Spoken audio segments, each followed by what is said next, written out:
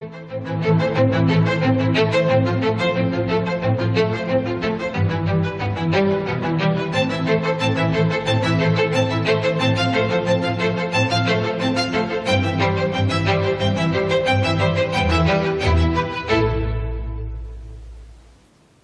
प्यारे देशवासियों, नमस्कार। নমস্কার। মনের কথা অর্থাৎ দেশে জনগণের প্রচেষ্টার কথা, দেশের অভিজ্ঞতা অর্জনের কথা, প্রত্যেক মানুষের ক্ষমতার কথা, মনের কথা অর্থাৎ দেশের যুবকের স্বপ্ন, দেশের নাগরিকদের আকাঙ্ক্ষার কথা। আমি গোটা মাস মনের কথার জন্য অপেক্ষা করতে থাকি, যাতে আপনাদের সঙ্গে সরাসরি কথা বলতে পারি। কত রকমের বার্তা, কত ধরনের মেসেজ। আমার আন্তরিক প্রয়াস থাকে যত বেশি সম্ভব বার্তা পড়ি, আপনাদের পরামর্শ নিয়ে ভাবতে পারি।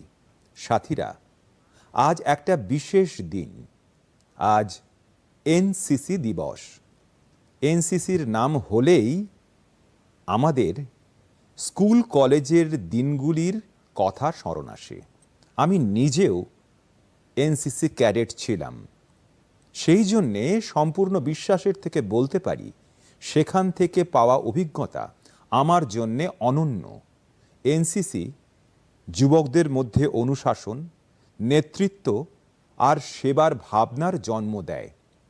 আপনারা আশেপাশে দেখে থাকবেন, যখনই কোনো আপদ বিপদ ঘটে, তা সে বন্যা হোক বা ভূমিকম্প হোক, কোনো মানবিক বিপর্যয় হোক, সেখানে সাহায্যের জন্য এনসিসির ক্যাডেটস অবশ্যই সেখানে পৌঁছে যায়।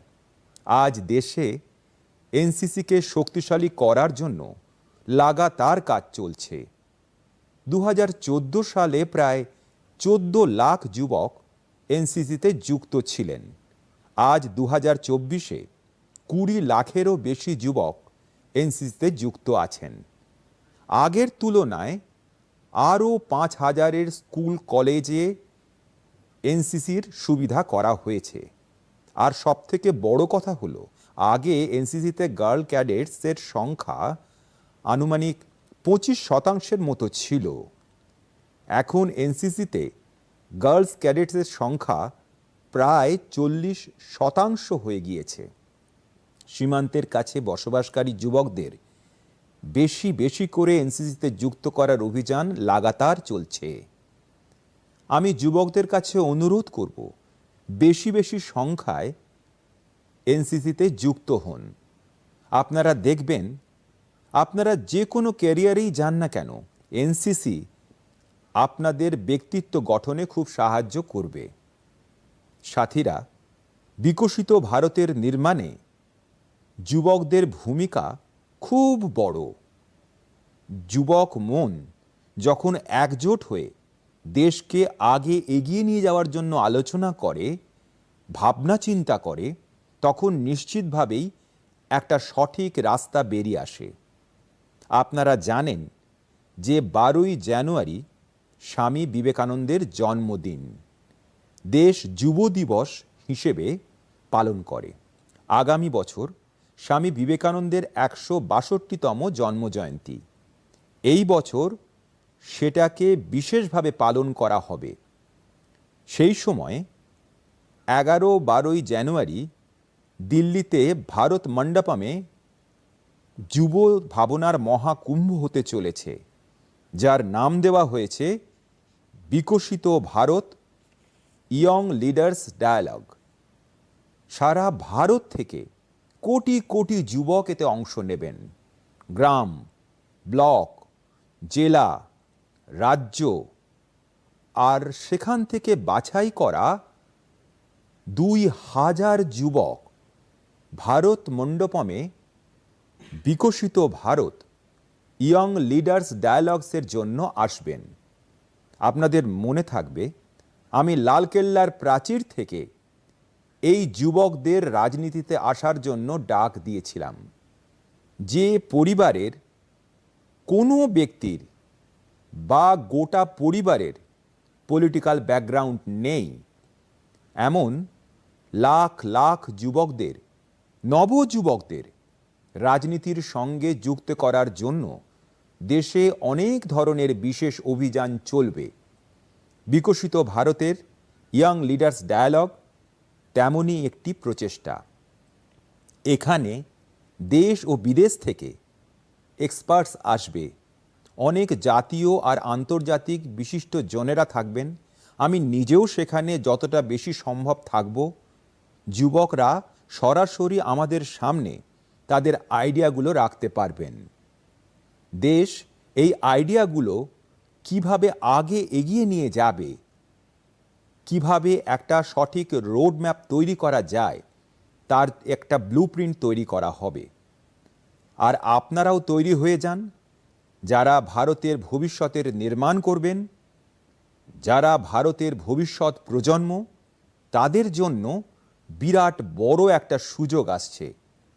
আসুন আমরা মিলেমিশে দেশ বানাই, দেশকে বিকশিত করি। আমার প্রিয় দেশবাসী, মনের কথায় এই সুযোগে আমি প্রায় যুবকদের কথা আলোচনা করি। নিঃস্বার্থভাবে সমাজের জন্যে কাজ করে চলেছেন। এমন কতই না যুবক আছেন যারা ছোট ছোট সমস্যার সমাধান খুঁজতে লেগে রয়েছেন। আমরা নিজেদের আশেপাশে তাকালে এমন কত লোককে দেখতে পাবো যাদের কারো না কারো সাহায্য চাই, কোনো কিছু জানতে চান। আমার এটা জেনে ভালো লেগেছে যে কিছু যুবক গোষ্ঠী বানিয়ে এই সমস্ত বিষয়গুলিকে অ্যাড্রেস করছেন।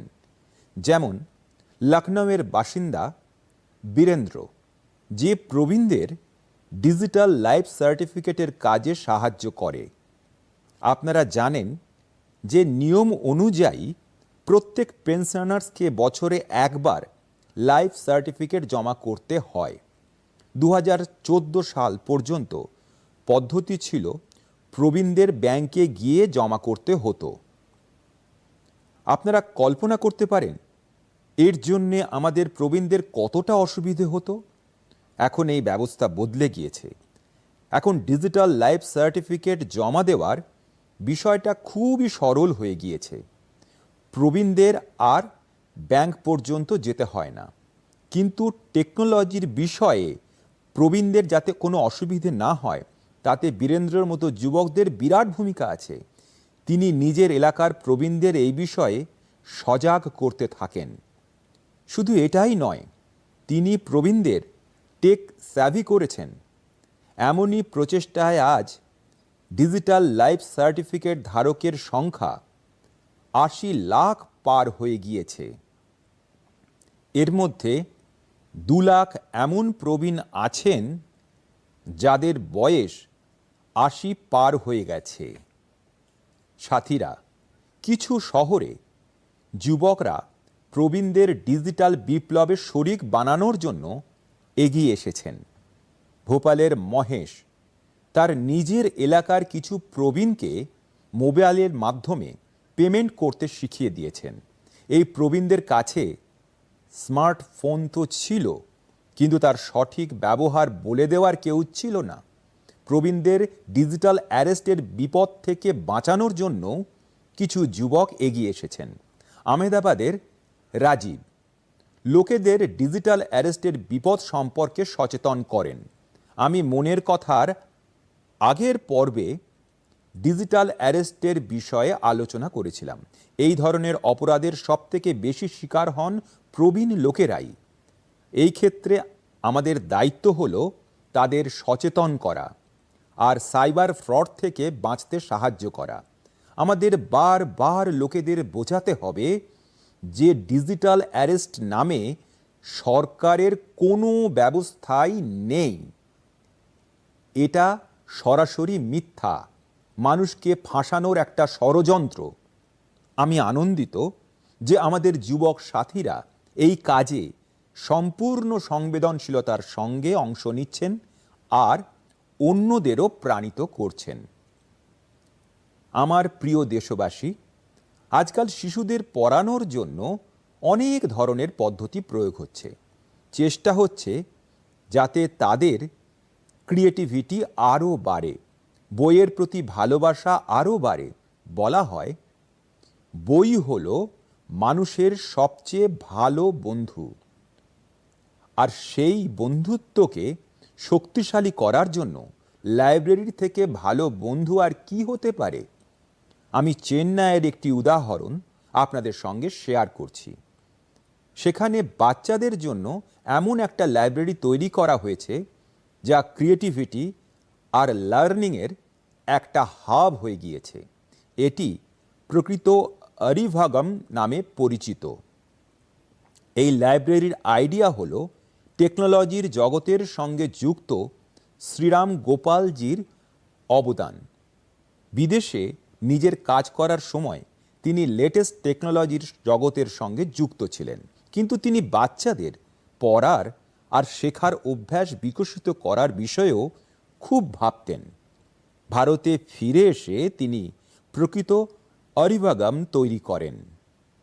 এখানে ৩,০০০-এর বেশি বই আছে, যেগুলো পড়ার জন্য বাচ্চাদের ভিড় লেগে থাকে। বই ছাড়াও লাইব্রেরিতে হওয়া বেশ কিছু অ্যাক্টিভিটিস বাচ্চাদের মনকে টানে। স্টোরি টেলিং সেশন হোক, আর্ট ওয়ার্কশপ হোক, memory training classes, robotics lesson বা পাবলিক স্পিকিং, এখানে প্রত্যেকের জন্য কিছু না কিছু অবশ্যই আছে যা তাদের খুব পছন্দ হয়। সাথীরা, হায়দ্রাবাদের ফুড ফর থট ফাউন্ডেশনও একটা দারুণ লাইব্রেরি বানিয়েছে। এদেরও প্রচেষ্টা হলো বাচ্চাদের বেশি বেশি বিষয়ের ওপর সঠিক জ্ঞান দেওয়ার সঙ্গে সঙ্গে পড়ার জন্য বই দেওয়া। বিহারের গোপালগঞ্জের প্রয়োগ লাইব্রেরির কথা তো আশেপাশের কিছু শহরেও হচ্ছে। এই লাইব্রেরি থেকে প্রায় 12টি গ্রামের যুবকদের বই পড়ার সুযোগ দেওয়া শুরু হয়েছে। সেই সঙ্গে লাইব্রেরির পড়ার সহায়তার জন্য অন্যান্য সুবিধার ব্যবস্থাও তারা করেছে। কিছু লাইব্রেরি তো এমন আছে যেগুলো প্রতিযোগিতামূলক নানা পরীক্ষার প্রস্তুতির জন্য স্টুডেন্টদের খুব কাজে লাগে। এটা দেখতে পাওয়া সত্যি খুব সুখের যে সমাজকে শক্তিশালী করার জন্য আজ লাইব্রেরির সুন্দর ব্যবহার হচ্ছে। আপনিও বইয়ের সঙ্গে বন্ধুত্ব বাড়ান আর দেখুন আপনার জীবনেও কেমন পরিবর্তন আসছে। আমার প্রিয় দেশবাসী, পরশু রাতেই আমি দক্ষিণ আমেরিকার দেশ গায়ানা থেকে ফিরে আসি। ভারত থেকে 1000 কিলোমিটার দূর গায়ানাতে এক মিনি ভারত বাস করে। আজ থেকে প্রায় 180 বছর আগে গায়ানাতে ভারতের লোকেদের খেতে মজদুরি করার জন্য, অন্যান্য কাজ করার জন্য নিয়ে যাওয়া হতো।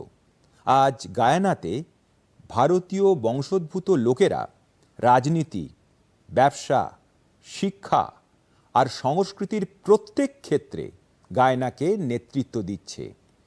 গায়ানার রাষ্ট্রপতি ডক্টর ইরফান আলীও ভারতীয় বংশোদ্ভূত একজন, যিনি ভারতীয় ঐতিহ্যের জন্যে গর্ববোধ করে থাকেন। যখন আমি গায়ানাতে ছিলাম তখন আমার মনে এক চিন্তা এসেছিল, যা আমি মনের কথায় আপনাদের সঙ্গে ভাগ করে নিচ্ছি। গায়ানার মতোই পৃথিবীর অনেক দেশেই লাখে লাখে ভারতীয় আছেন। কয়েক দশক আগে, 200-300 সাল আগে থেকে তাদের পূর্বপুরুষদের নিজস্ব ইতিহাস আছে। আপনারা কি এই গল্পের খোঁজ করতে পারেন যে কিভাবে প্রবাসী ভারতীয়রা বিভিন্ন দেশে নিজেদের পরিচিতি গড়ে তুলেছিলেন, কিভাবে তারা সেখানে স্বাধীনতার যুদ্ধে অংশগ্রহণ করেছিলেন, কিভাবে তারা সেখানে ভারতীয় ঐতিহ্যকে বাঁচিয়ে রেখেছিলেন। আমি চাই আপনারা এই ধরনের সত্যগুলোকে খুঁজুন আর আমার সাথে শেয়ার করুন। আপনারা এই ঘটনাগুলোকে নামো অ্যাপতে অথবা মাইগভে #ইন্ডিয়ান ডায়াসপোরা স্টোরিজের সাথে শেয়ার করতে পারেন। বন্ধুগণ, আপনাদের ওমানে চলতে থাকা একটা এক্সট্রা অর্ডিনারি প্রজেক্টও খুবই আকর্ষণীয় লাগবে। বহু ভারতীয় পরিবার কয়েক শতাব্দী ধরে ওমানে বসবাস করছে। তাদের মধ্যে অধিকাংশই গুজরাটের কচ্ছ থেকে গিয়ে থাকতে শুরু করেছেন। এই মানুষেরা বাণিজ্যের গুরুত্বপূর্ণ লিঙ্ক তৈরি করেছিলেন। আজও তাদের কাছে ওমানের নাগরিকত্ব রয়েছে, কিন্তু ভারতীয়ত্ব তাদের প্রতিটি শিরায় ধমনীতে প্রবাহিত। ওমানে ভারতীয় দূতাবাস এবং ন্যাশনাল আর্কাইভস অফ ইন্ডিয়ার সহযোগিতায় একটি টিম এই পরিবারগুলোর হিস্ট্রিকে প্রিজার্ভ করার কাজ শুরু করেছে। এই অভিযানের আওতায় এখনো পর্যন্ত হাজার হাজার ডকুমেন্টস সংগ্রহ করা হয়েছে। এর মধ্যে ডায়েরি, অ্যাকাউন্ট বুক, লেজার্স, লেটার্স এবং টেলিগ্রাম রয়েছে। এর মধ্যে কিছু নথি তো 1838 সালেরও রয়েছে। এই নথিগুলো আবেগে পরিপূর্ণ। অনেক বছর আগে কেউ যখন ওমানে পৌঁছেছিলেন, তখন তিনি কি ধরনের জীবনযাপন করেছিলেন, কি ধরনের সুখ দুঃখের মুখোমুখি হয়েছিলেন এবং ওমানের জনগণের সঙ্গে তার সম্পর্ক কিভাবে অগ্রসর হয়েছিল, এসবই এই নথির অংশ। ওরাল হিস্ট্রি প্রজেক্টও এই মিশনের একটি গুরুত্বপূর্ণ ভিত্তি। এই মিশনে সেখানকার প্রবীণ ব্যক্তিরা তাদের অভিজ্ঞতা শেয়ার করেছেন। মানুষ সেখানে তাদের জীবনযাপনের সঙ্গে জড়িত বিষয়গুলি বিশদভাবে ব্যাখ্যা করেছেন। বন্ধুগণ, একই রকম একটি ওরাল হিস্ট্রি প্রজেক্ট ভারতেও হচ্ছে। এই প্রজেক্টের আওতায় ইতিহাসপ্রেমীরা দেশ বিভাগের সময় নির্যাতিতদের অভিজ্ঞতা সংগ্রহ করছেন। দেশ ভাগের বিভীষিকা দেখেছেন এমন মানুষের সংখ্যা এখন দেশে খুবই কম। এমন পরিস্থিতিতে এই প্রচেষ্টা আরও গুরুত্বপূর্ণ হয়ে উঠেছে। বন্ধুগণ, যে দেশ, যে স্থান নিজের ইতিহাসকে সংরক্ষণ করে রাখে, তার ভবিষ্যৎও সুরক্ষিত থাকে। এই চিন্তা মাথায় রেখে একটি উদ্যোগ নেওয়া হয়েছে, যাতে গ্রামের ইতিহাস সংরক্ষণের জন্য একটি ডিরেক্টরি তৈরি করা হয়েছে। ভারতের সমুদ্র ভ্রমণের প্রাচীন সামর্থ্য সম্পর্কিত প্রমাণ সংরক্ষণের একটি অভিযানও দেশে চলছে। এই প্রসঙ্গে লোথালে একটি বিশাল মিউজিয়ামও তৈরি করা হচ্ছে।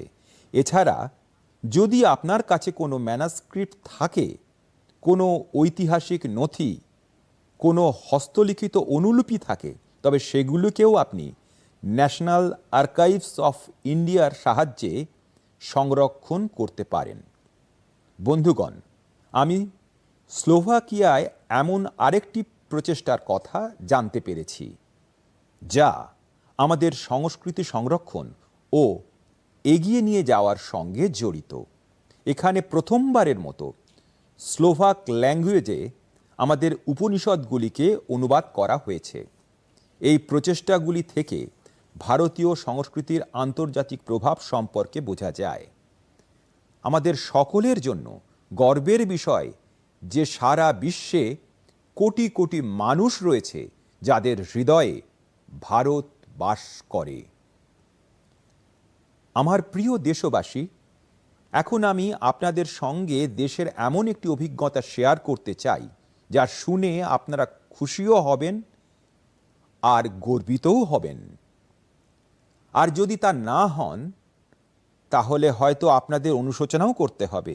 কয়েক মাস আগে আমরা মায়ের নামে একটি গাছ অভিযান শুরু করেছিলাম।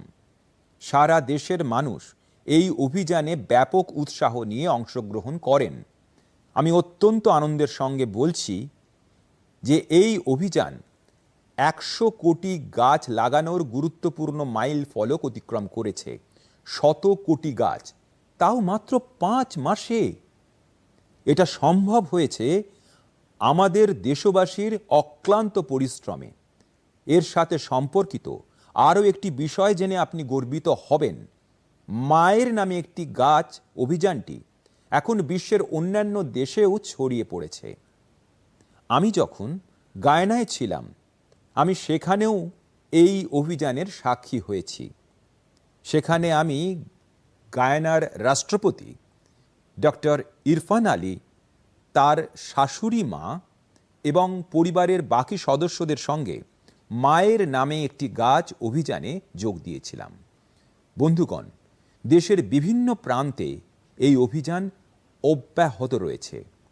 মধ্যপ্রদেশের ইন্দোরে মায়ের নামে একটি গাছ অভিযানের মাধ্যমে গাছ লাগানোর জন্য একটি রেকর্ড তৈরি হয়েছে। এখানে 24 ঘন্টায় 12 লক্ষেরও বেশি গাছ লাগানো হয়েছে। এই অভিযানের কারণে ইন্দোরের রেভাতি হিলসের অনুর্বর এলাকাগুলি এখন গ্রিন জোনে পরিণত হবে।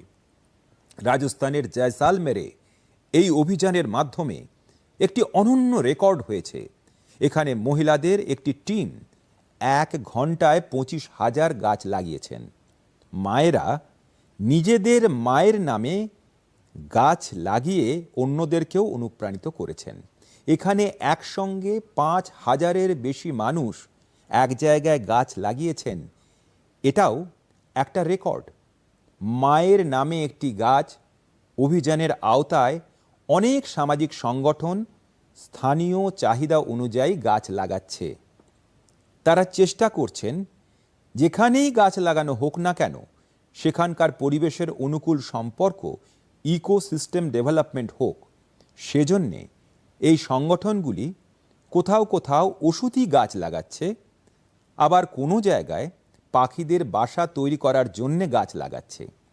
বিহারে জীবিকা সেলফ হেল্প গ্রুপের মহিলারা 75 লক্ষ গাছ লাগানোর অভিযান শুরু করেছেন।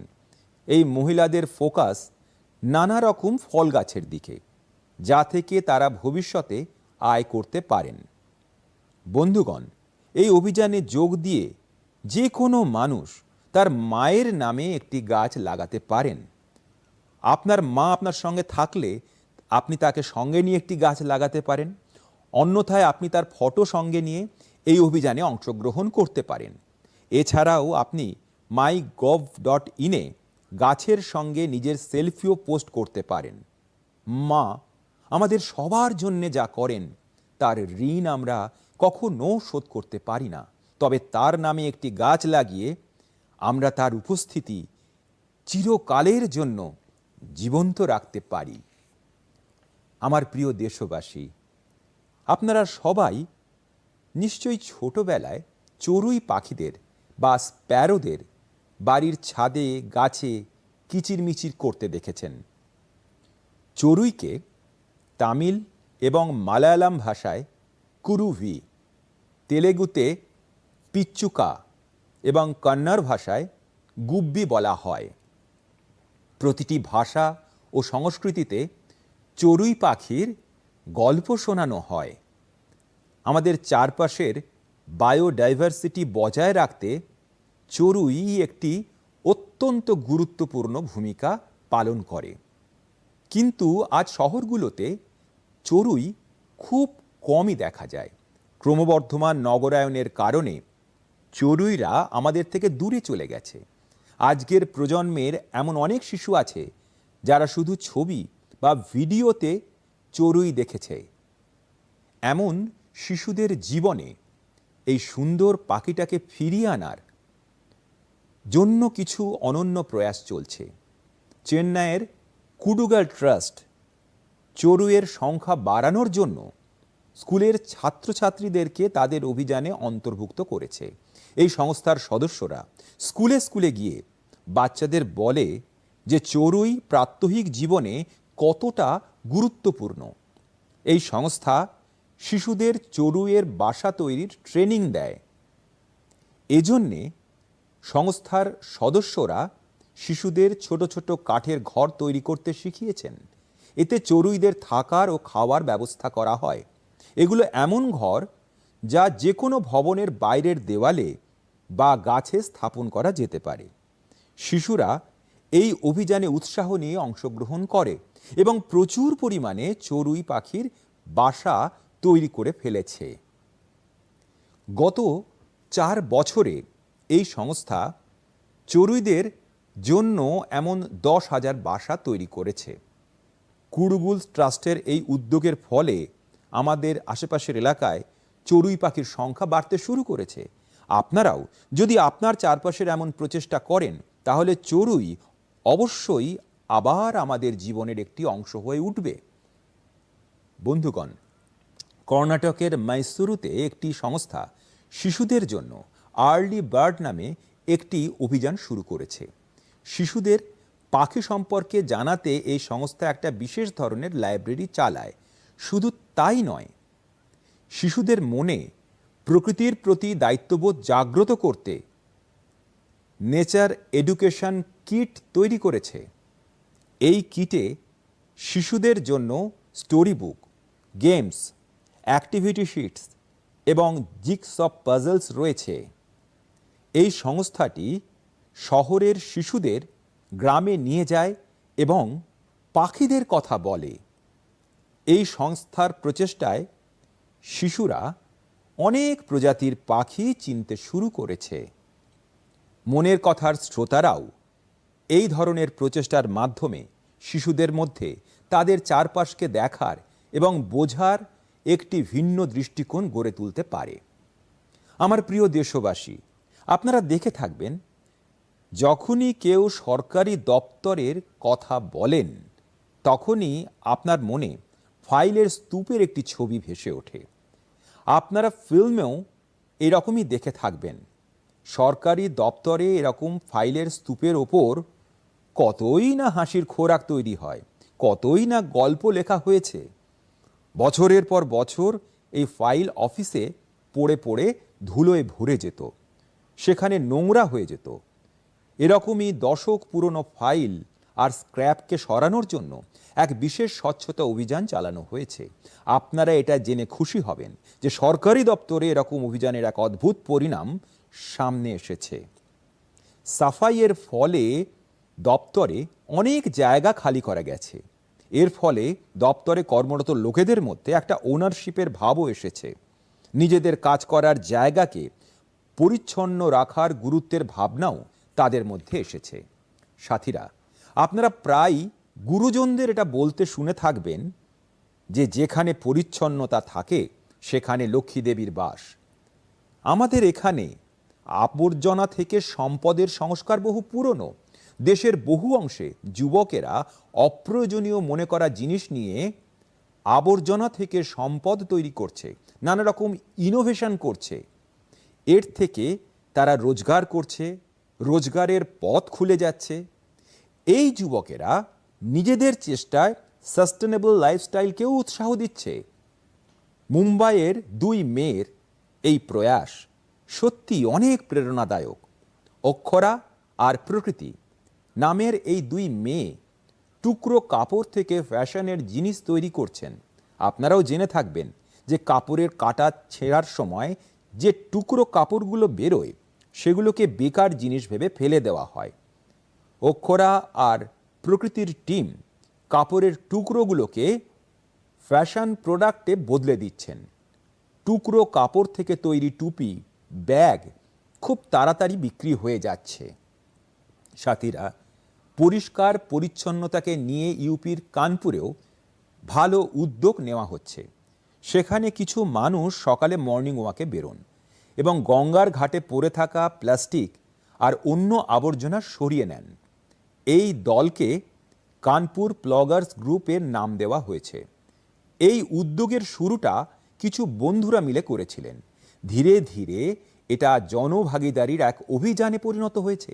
শহরের বেশ কিছু মানুষের সাথে যুক্ত হয়েছেন। এর সদস্যরা এখন দোকান এবং বাড়ি থেকে আবর্জনা সংগ্রহ করতে শুরু করেছেন। এই আবর্জনা থেকে রিসাইকেল প্ল্যান্টে ট্রি গার্ড তৈরি করা হচ্ছে। তার মানে এই গ্রুপের সদস্যরা আবর্জনা থেকে তৈরি ট্রি গার্ড দিয়ে চারা গাছের সুরক্ষাও দিচ্ছেন। সাথীরা, ছোট ছোট প্রয়াসের মাধ্যমে কিভাবে বড় সফলতা আসে তার আরও একটা উদাহরণ হলো অসমের ইতিশা। ইতিশার লেখাপড়া দিল্লি আর পুনেতে হয়েছে। ইতিশা কর্পোরেট দুনিয়ার জাঁকজমক ছেড়ে অরুণাচলের সাঙ্গতি উপত্যকাকে স্বচ্ছ করার কাজে যুক্ত আছেন। পর্যটকদের কারণে সেখানে অনেক প্লাস্টিক ওয়েস্ট জমা হতে শুরু করেছিল। সেখানকার নদী, যা একসময় পরিষ্কার ছিল, তা প্লাস্টিক ওয়েস্টের ফলে দূষিত হয়ে পড়েছিল। একে পরিষ্কার করার জন্য ইতিশা স্থানীয় মানুষদের সাথে মিলে কাজ করছেন। তার গ্রুপের লোক সেখানে আগত পর্যটকদের সচেতন করছেন এবং প্লাস্টিক ওয়েস্টকে কালেক্ট করার জন্য পুরো উপত্যকায় বাঁশের তৈরি ডাস্টবিন লাগাচ্ছেন। সাথীরা, এরকম প্রয়াসের মাধ্যমে ভারতের স্বচ্ছতা অভিযান আরও গতি পাচ্ছে। এটা নিরন্তর চলতে থাকা একটা অভিযান। আপনাদের আশেপাশেও এরকম নিশ্চয়ই হয়। আপনারা এরকম প্রয়াসের ব্যাপারে আমাকে অবশ্যই লিখতে থাকুন। সাথীরা, মনের কথার এই পর্বে আপাতত এইটুকুই।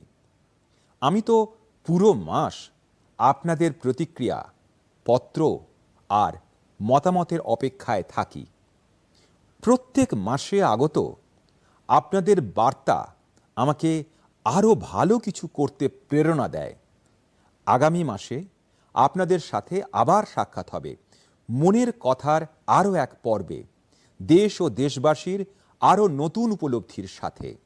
ততক্ষণের জন্য সমস্ত দেশবাসীকে আমার অনেক অভিনন্দন, অনেক অনেক ধন্যবাদ। सारी शुभकामनाएं। बहुत बहुत धन्यवाद।